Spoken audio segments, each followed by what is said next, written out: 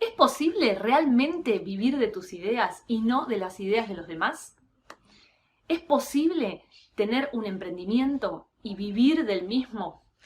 ¿Es posible vivir de tu arte, de tu saber hacer? Yo creo que sí, estoy convencida de que este es el mejor momento, el mejor tiempo para hacerlo. Pero también estoy convencida de que no es fácil, no hay fórmulas mágicas, ni atajos, ni guías, ni mapas, ni nada de todas esas cosas que no vas a encontrar en este video. Lo que sí vas a encontrar son 10 reflexiones que me estoy haciendo yo, Maya Vázquez, hoy, enero de 2020, y que por supuesto pueden cambiar y deben cambiar en el aprender, en el andar, en el hacer. Es como aprender a andar en bicicleta, dice Seth Godin. No mires un video, no leas un libro, empezá. Caete muchas veces y aprende de tus propias caídas y de observar también las caídas y levantadas de los demás. Así que a eso te invito, a reflexionar. Te tiro 10 puntas para empezar a pensar en esta ronda en la que comparto mi mejor mate. ¿Te quedás?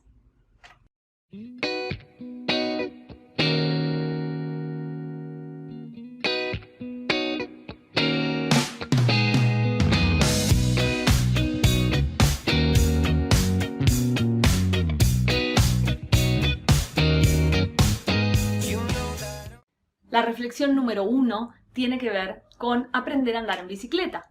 Para aprender a andar en bicicleta no vemos videos, no leemos libros, simplemente nos subimos arriba de la bicicleta y nos empezamos a caer.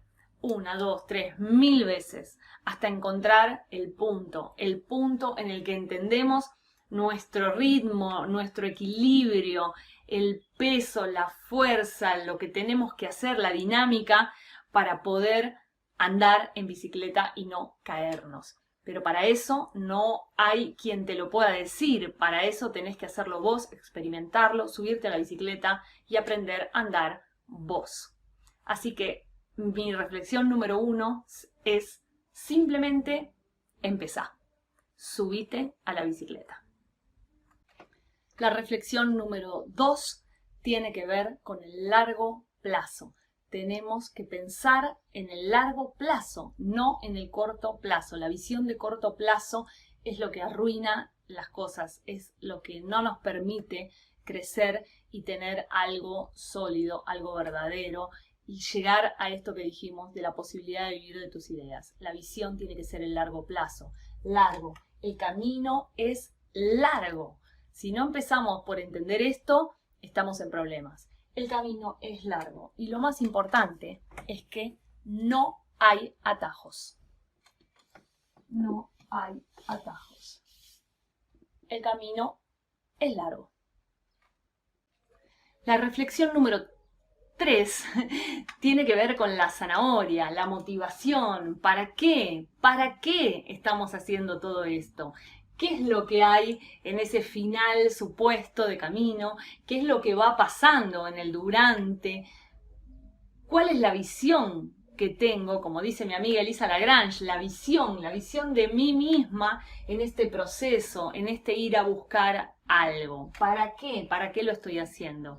Si mi única zanahoria, si mi único motivador es el dinero, te aseguro que te vas a encontrar un puestito de verduras ahí nomás al costado del camino muy rápidamente, que te va a ofrecer ese dinero que estás necesitando, que todos necesitamos, y te lo va a ofrecer en su empresa, en su proyecto, ¿no? Para sus ideas, que trabajes para sus ideas, que es lo que estamos acostumbrados a hacer, y vas a abandonar rápidamente. Entonces, tenemos que encontrar una zanahoria que no sea el dinero. Tiene que ser algo más fuerte, más personal, que tenga que ver con tu visión de la persona en la que te querés convertir, que tenga que ver con tus valores, con tus principios, con tus ideales, con un montón de otras cosas que te ayuden incluso en los peores momentos del camino. Pero seguro que el dinero no es.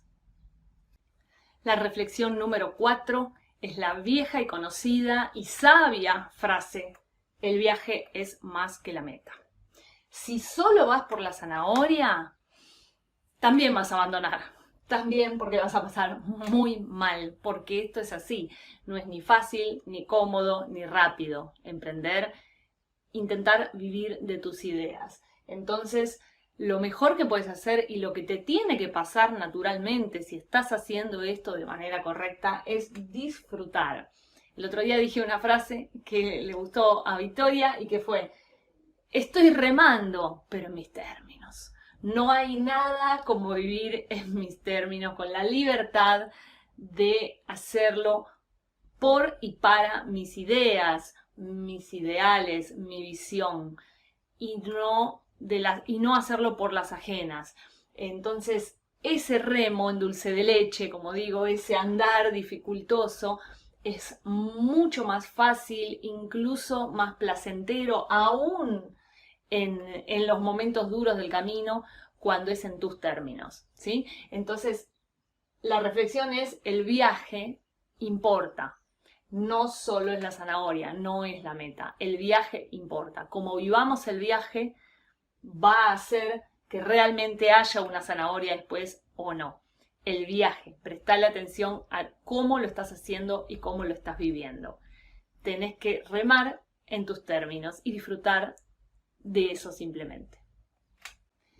La número 5 tiene que ver con qué hacemos con la zanahoria, ¿no? O qué pensamos que vamos a hacer con esa zanahoria. Si la zanahoria es para comértela vos, lo más probable es que siempre te quedes con hambre, ¿no? Y que nunca estés satisfecho o satisfecha.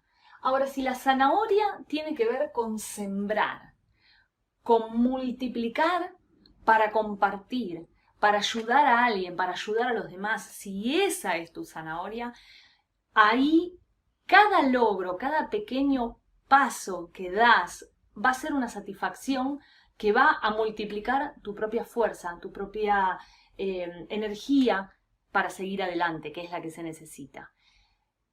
Si, por ejemplo, cuando no nos animamos a filmarnos, a salir en cámara en los videos, ¿no? A mostrarnos, como digo yo, animate, mostrate, compartí el mate, una de las cosas que nos puede servir es dejar el ego de lado, que tiene que ver con tomar el video como un espejo, donde si estoy linda, si la ojera, si estoy peinada, si estoy fea, etcétera, que son todas cosas de ego personal, y poner la razón de hacerlo y la voluntad para hacerlo en el otro, en el valor que vamos a aportar a otra persona, en lo que vamos a ayudar a los demás, en nuestro compromiso y nuestra responsabilidad que tenemos de compartir esto que tenemos para compartir, este conocimiento, este saber hacer, esto que tenemos de valor que le puede servir a otra persona, y que al revés sería egoísta quedárnoslo. Entonces, con esa motivación voy a hacer un video, lo voy a grabar, y ante cada logro, que sería una persona que dice me gustó, me sirvió, me hizo bien, vi tu video,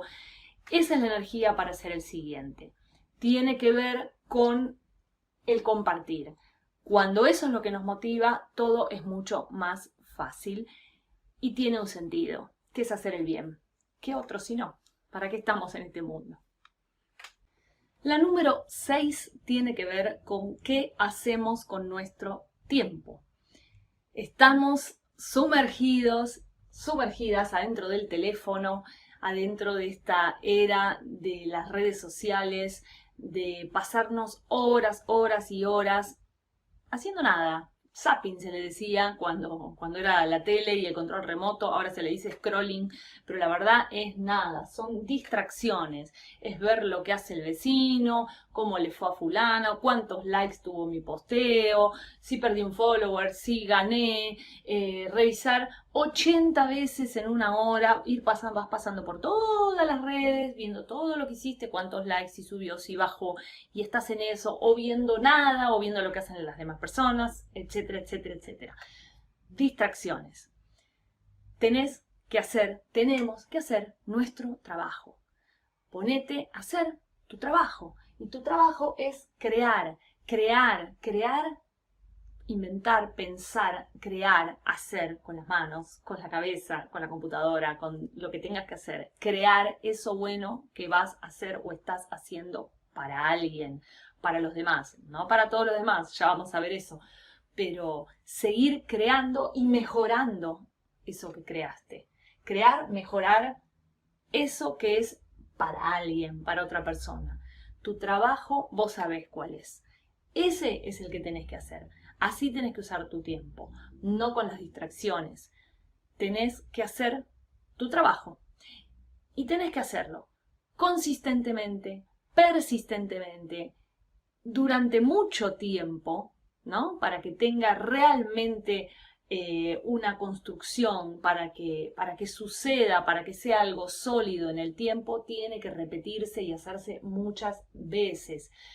Tenemos que quizás elegir a veces cuál va a ser nuestra prioridad, nuestro trabajo más importante que vamos a hacer, que vamos a entregar a los demás y que nos vamos a comprometer en sostenerlo en el tiempo. Porque es muy difícil, porque tenemos nuestro cerebro de lagarto prehistórico que dice, no, ¿para qué? Mejor no, hoy no tengo ganas de hacerlo, pero ya lo hice, bueno, un día que no lo haga, ¿no? Y hay que acallar a esa resistencia, a ese cerebro que busca la ley del menor esfuerzo y comprometernos con nosotras mismas, con nosotros mismos, en hacer insistentemente, persistentemente, consistentemente eso que queremos hacer en el tiempo. Entonces, deja de navegar inútilmente por las redes, deja el scrolling y ponete a hacer tu trabajo. Y la número 7 es que nuestro trabajo no es crear algo bueno para todo el mundo, algo promedio. Promedio es igual a mediocre. Nuestro trabajo es crear algo único, impactante, memorable, necesario, relevante, importante para determinadas personas. Para ella, para él no. Y aceptar ese no. Tener la humildad de decir, no, no te puedo ayudar, esto no es para vos. O aceptar que a otra persona le pueda parecer horrible lo que estamos haciendo. Mientras haya algunas personas que sientan esto con lo que estamos haciendo, vamos a estar en el camino correcto. Y si a estas personas, que son las que queremos servir, porque tenemos que pensar a quién queremos servir, el famoso nicho, vamos a pensar en ayudar, en resolver el problema de cierto grupo de personas, no de todas las personas. Si esas personas a las cuales nosotros queremos servir no logramos darle algo realmente bueno, impactante, algo, ¿qué significa todo esto? Algo de lo que puedan hablar, algo que tengan ganas de contar. Cuando fueron a la clase de yoga y salen de la clase y llegan a su casa o a sus amigas y dicen, uy, no sabes qué buena que estuvo genial, aparte la profesora hizo una cosa que no había visto nunca, porque hizo esto, hizo aquello, y la verdad que me encantó, te recomiendo, el día que quieras hacer yoga, anda con esta profe porque es lo más. Eso es esto que dice acá. Entonces, si a esas personas que queremos servir no logramos darle algo así, tenemos que mejorarlo. No es trabajar en llegar a más gente, es trabajar en esto, en esta flor única, memorable, distinta, pistacho, no vainilla, no mediocre, no promedio.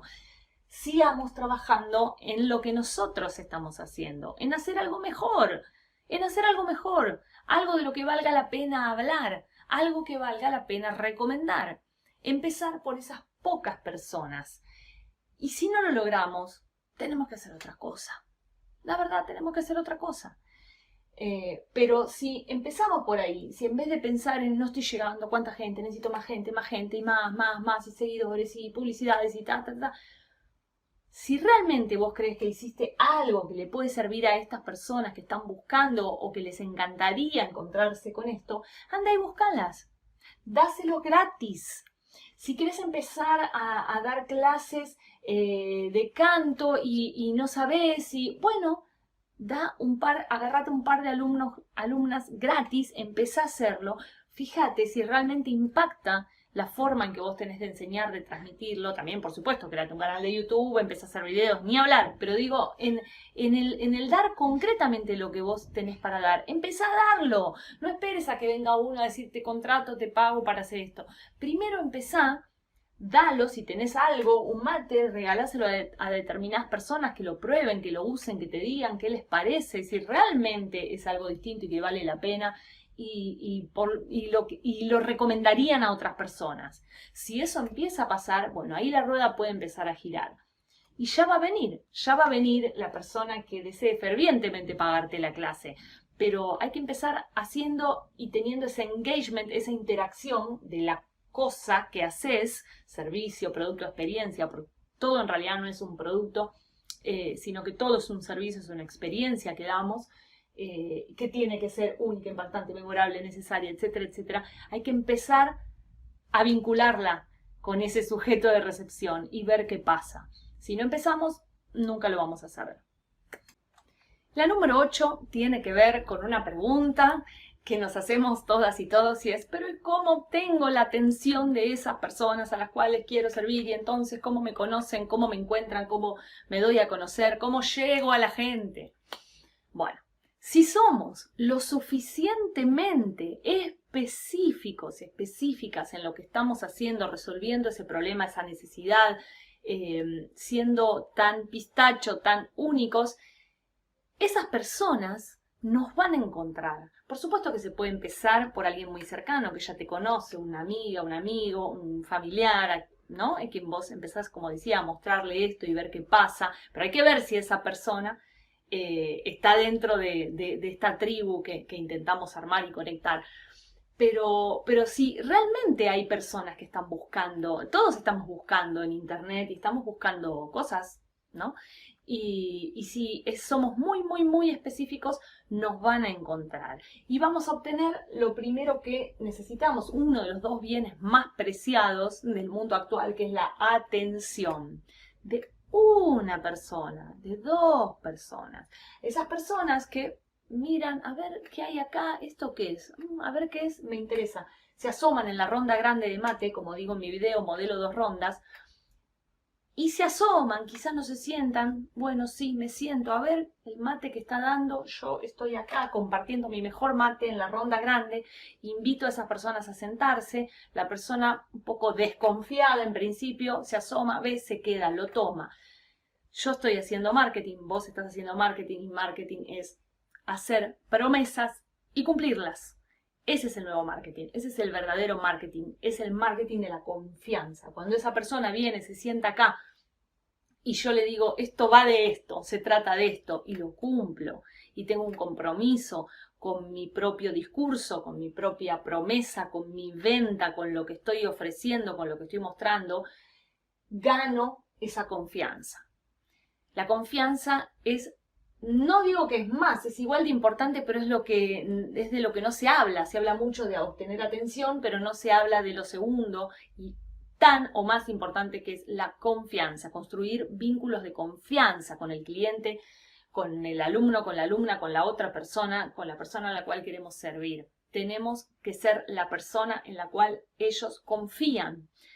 Una vez que confían, pueden querer más de vos, pueden querer algo, un servicio mayor, otra cosa, un servicio más premium, como es, ¿no? Tener una clase con vos personalizada, quizás vos estás dando clases online, abiertas, gratuitas, quizás acá en el servicio más premium estás vendiendo un curso online, una cosa muy específica, un workshop, lo que sea. Pero esto no va a suceder, las personas no van a venir a sentarse a tu ronda chica, a tu jardín, al jardín de tu casa, van a quedar ahí viéndote en los parques, como digo, ¿no? En las redes sociales, en las plataformas, en las distintas plazas donde vos tenés que ir y sentarte con tu lonita y a ofrecer tu mate, pero no van a venir acá a tomar el mate al jardín de tu casa si no construís este vínculo de confianza. Entonces, esto es un círculo, ¿no? Porque a más confianza, más atención de otras personas generás, por recomendación, por el boca en boca, el mejor método de marketing de toda la vida y que sigue siendo. Personas que recomiendan a otras personas. Entonces, pensemos mucho en cómo vamos a construir este círculo de atención y confianza. Ese es el sistema para empezar a crecer. Primero 10, dice Seth Godin, ¿no? Enamorá a 1, 2, 3, 10 personas. Que si realmente las enamorás con lo que haces, ellas se lo van a contar a sus amigos. La número 9 me parece muy interesante para reflexionar. Tengo un video también acá que pueden ver. en el que hablo de esto de que estamos en la era del consentimiento. Para mí viene un poquito de esta idea del movimiento feminista, la revolución feminista. La había escuchado en una charla TED, pero lo traslado al marketing, porque en el marketing me parece, y en todos los aspectos de la vida, pasa lo mismo. Si queremos construir confianza, yo hablo del marketing de la confianza, en esto que explicaba en el punto 8, tenemos que entender que lo primero que tenemos que hacer es ser respetuosos.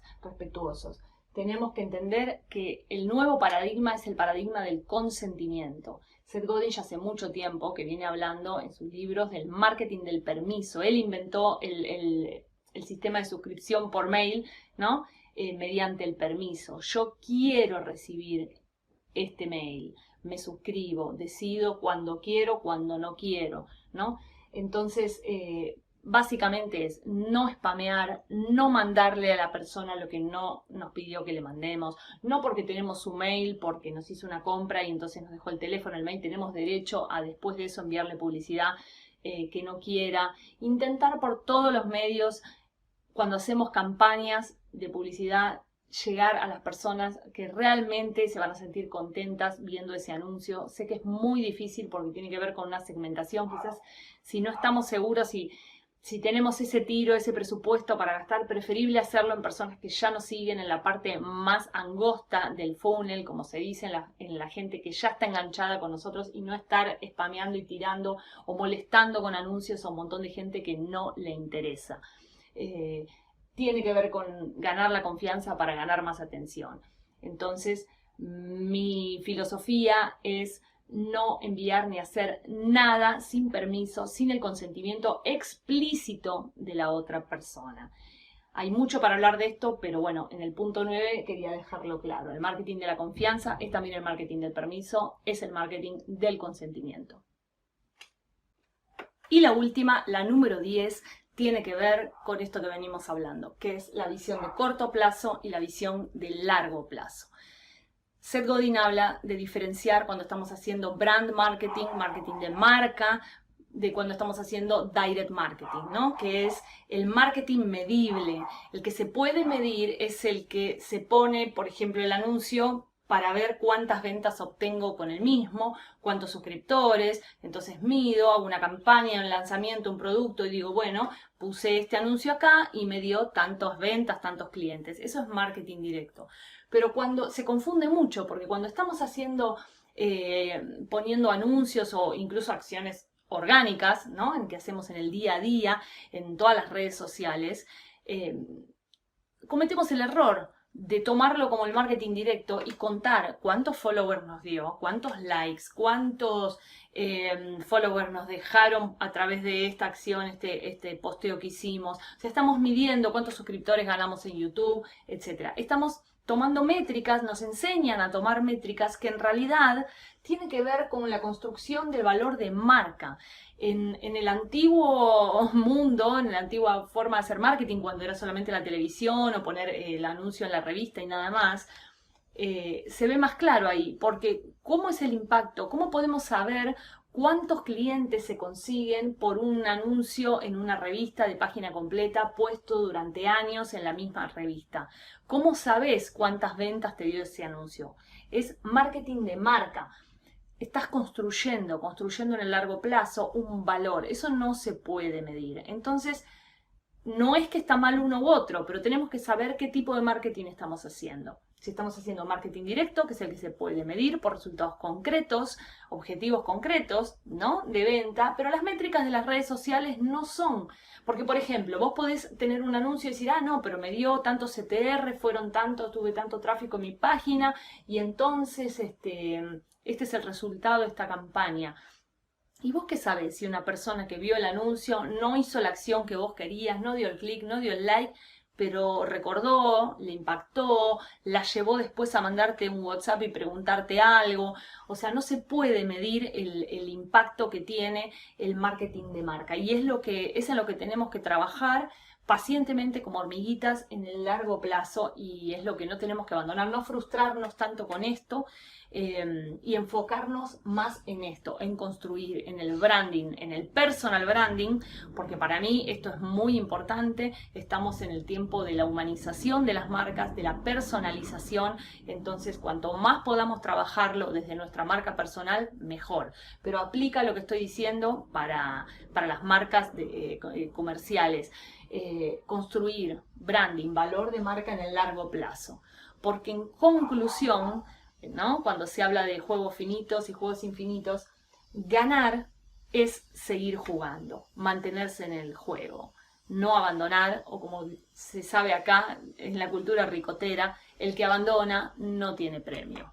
Así que mantenerse jugando, keep playing, es, digamos, la forma de ganar. La otra es game over, estamos afuera, cuando bajamos los brazos, cuando le hicimos caso a nuestro cerebro de lagarto, que era mejor quedarnos haciendo algo fácil, cómodo y cobrando el sueldo a fin de mes, y esa es la forma de no ganar. Te invito a seguir jugando, reflexionando sobre estas 10 cuestiones que tienen que ver con el sueño posible de vivir de tus ideas. Para esto, te vuelvo a invitar a que te sigas también quedando en mi ronda, tomando mi mate si te gusta, que le des like a este video, que dejes tu comentario, todas las acciones que sabemos que ayudan a los emprendedores y a las emprendedoras en las redes sociales. En mayavasquez.com.ar, que es mi página, vas a encontrar mi blog y todo lo que hago, los podcasts y etcétera, para que te sumes a la ronda que más te guste. En el parque que más te guste, porque digo que son parques, esas plataformas en las que nos sentamos a ofrecer nuestro mejor mate. Gracias y abrazo.